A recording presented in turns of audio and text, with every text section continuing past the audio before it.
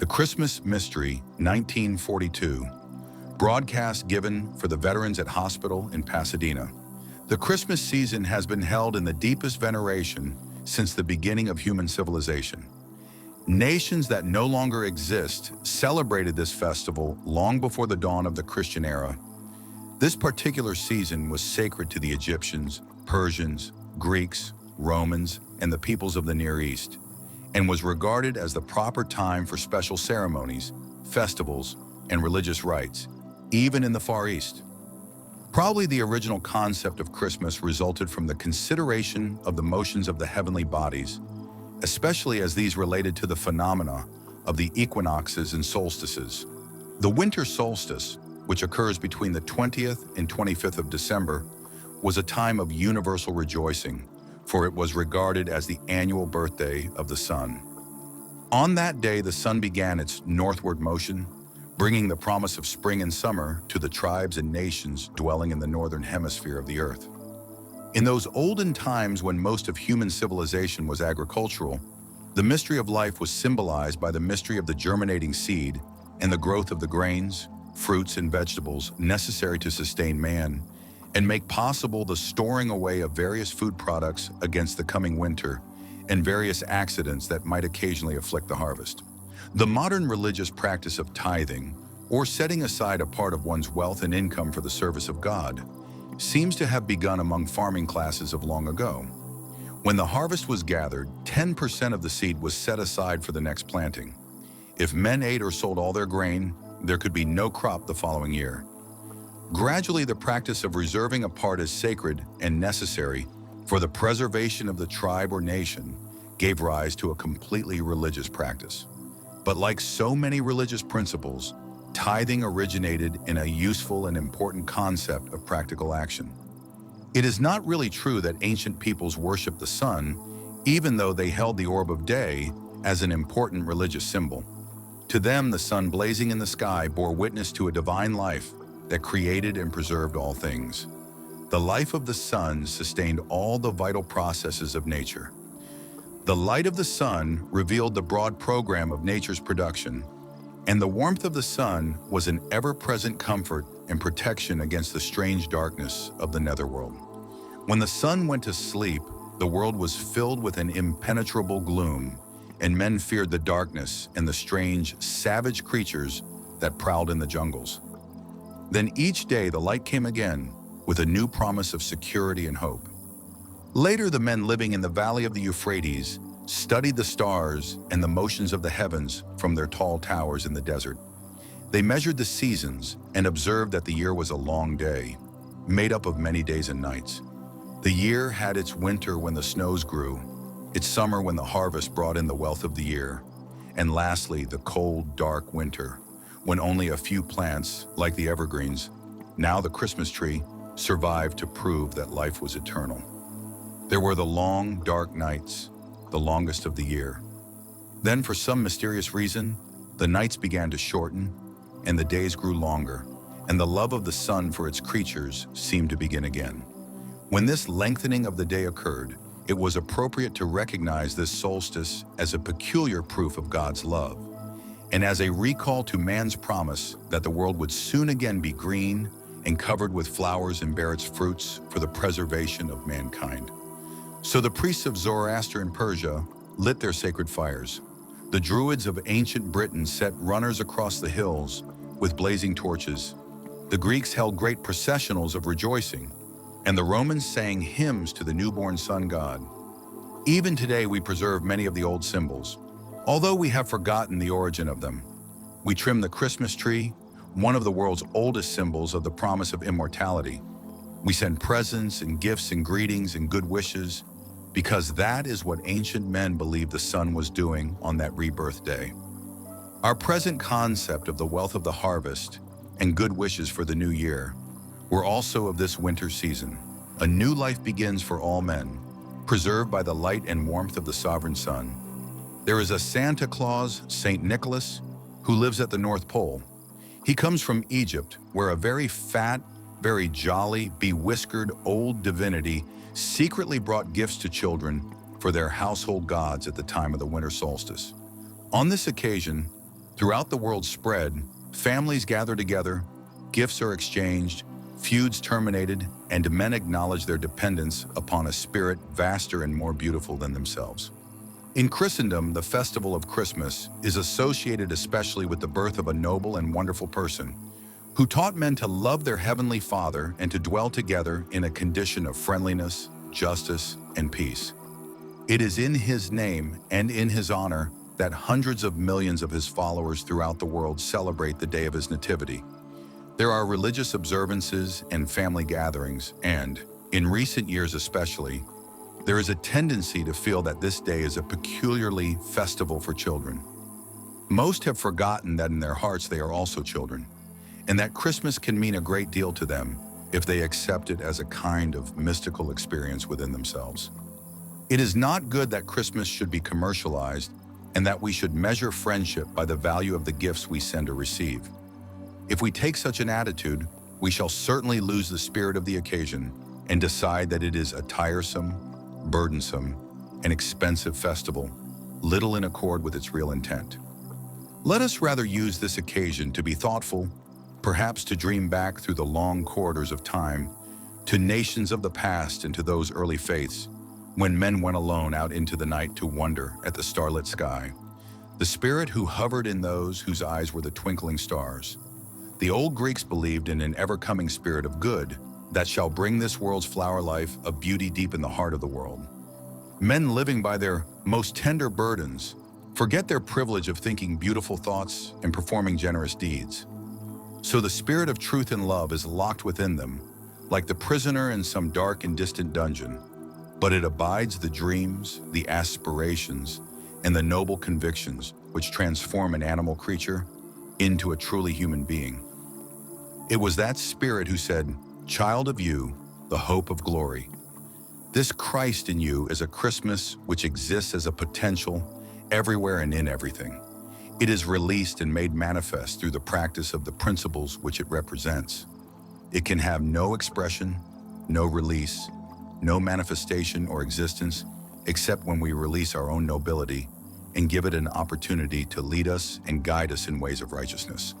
The ever-coming Lord of the old mysteries is universal love, coming into birth in the hearts of men. It can come only to those who are true disciples and good and generous convictions, as are appropriate to the true dignity and estate of man. It can come as the Prince of Peace unto nations, only when the men and women who make up the nations practice the principles of brotherhood in their daily lives. When, by the natural order, the sun brings the promise of the good harvest, so the birth of a spirit of universal life in the heart and mind of man brings with it also the abundant rewards reserved for those who accept the presence of God in daily living. We all wait for better times, and they will be gilded by a spirit of right consciousness, but these better times cannot come until the human being has kept the faith in his own heart. Neither law nor statistics, neither prophets nor saviors, neither threats nor promises can bring man the world happiness and security unless each of us, in his own way, experiences a mystery in the Spirit. Each year at Christmas, the memory of this mystery is repeated, and men are reminded of this larger plan which it is possible for them to fulfill if they in their hearts and minds so much as loftily purpose. As an early Christian mystic once said, "Through Christ 1,000 times in Bethlehem be born, until he is born again in the hearts of our own hearts." The cross of Golgotha stands in vain on Calvary, unless within our own hearts we experience this divine tragedy of man. Christmas is not something to be read or sung, to be talked about. It is not enough that we shall gather about festive boards or get down on our knees and pray. It is love intended for the children. It is not enough that we have remembered those who brought us joy and given according to our expectations. We must shed all pretense in us.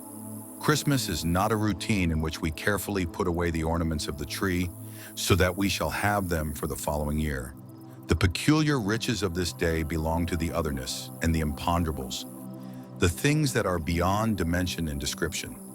While we may share ourselves and our goods with others, the real mystery of Christmas spirit is revealed only to and through the heart of man and the heart of his world. Each man must follow the star of hope within himself. Like the wise men of old, he must bring his skill, his plans, and the ambitions of his life and offer them to a pattern of beauty imagined within his own internal consciousness. The Christ story is a world story. It belongs to no particular set or creed or to any man-made institution. It has nothing to do with races or national boundaries or languages. It is simply an experience of dedication to the best part of ourselves, and through ourselves, the best part of all that lives. Today, we live in an atmosphere of security, burdened with the realization that there is less hope and less beauty. Nations fear each other, and the brotherhood of man, the deepest and most sacred of the convictions of race, appears to be a dream impossible of actual accomplishment.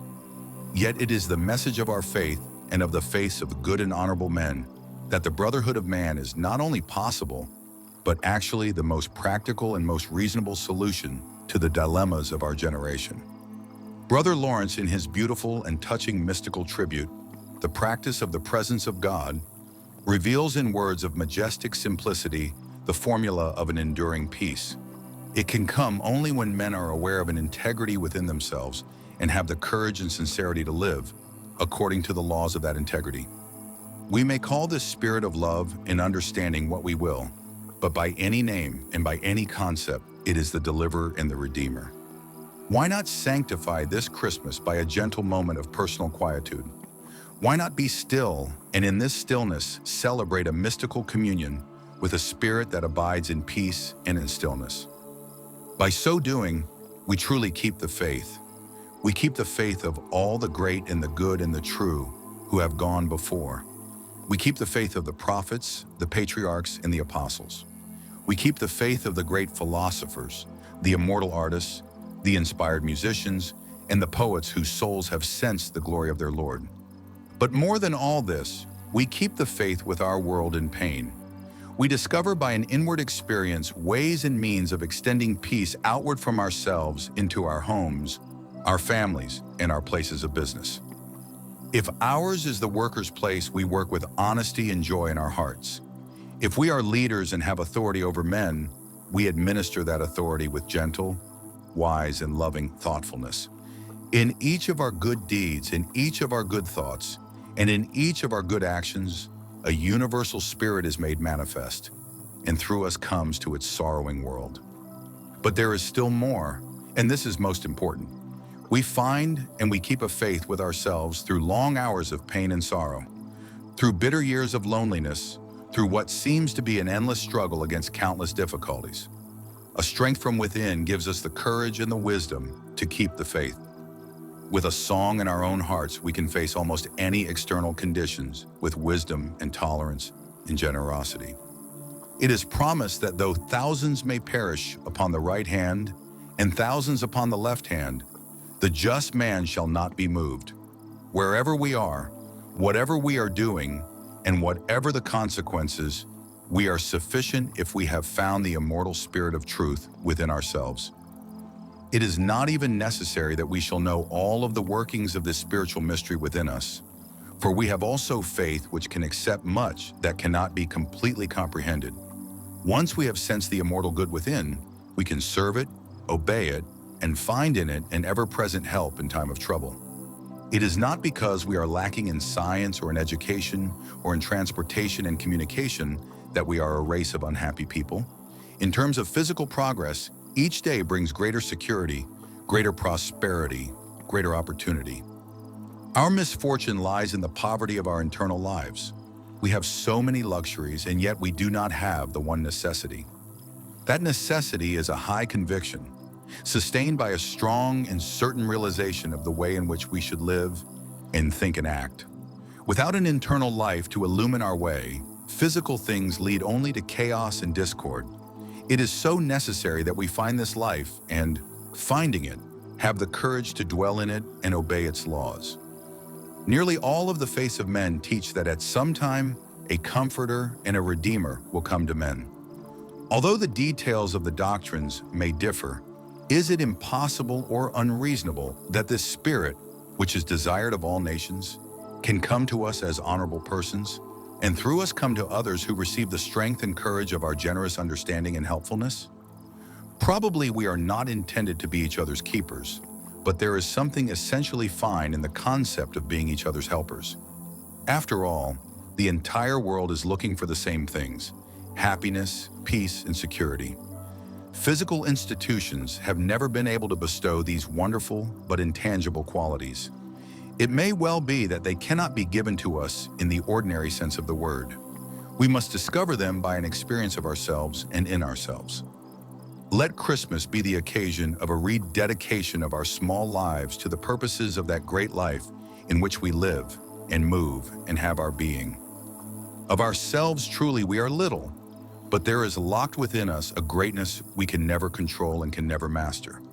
But if we elect to become the servants of this greatness, living to fulfill its purposes as they are manifested about us in life, we come to a state of internal security that surpasses understanding. We are not weak or negative, nor do we lose the courage of action. We gain new courage because we have experienced a worthy reason for action. We live no longer, each man thinking of his own requirements, but mindful of the requirements of others. And in this larger mindfulness, we attain the greatest good for ourselves. Such thoughts as these should enrich and enlarge the experience of Christmas. This sacred day, set apart by humanity from ancient times, is an annual reminder of an eternal covenant between the light of the universe and the immortal flame burning in the human soul. We should enjoy Christmas in every way possible and share that joy with as many as we can. But we should also set aside a little time to ponder the mystery of that larger life, which we must come to understand and obey if we are to survive. So we give thanks for the generous earth that supports us, but let us also remember that we live not by bread alone, nor by the fulfillment of worldly desires. Our real life, our eternal life, is sustained by a spirit to which we owe not only gratitude, but obedience. Not only obedience, but understanding. The mystery of a universal beauty, which is not of this world, but is born into this world for the salvation of all peoples. The birthplace of this mystery is the heart of man, and once this spirit is born, there can be no end to the human effort until all men dwell together in the love of God and the service of one another.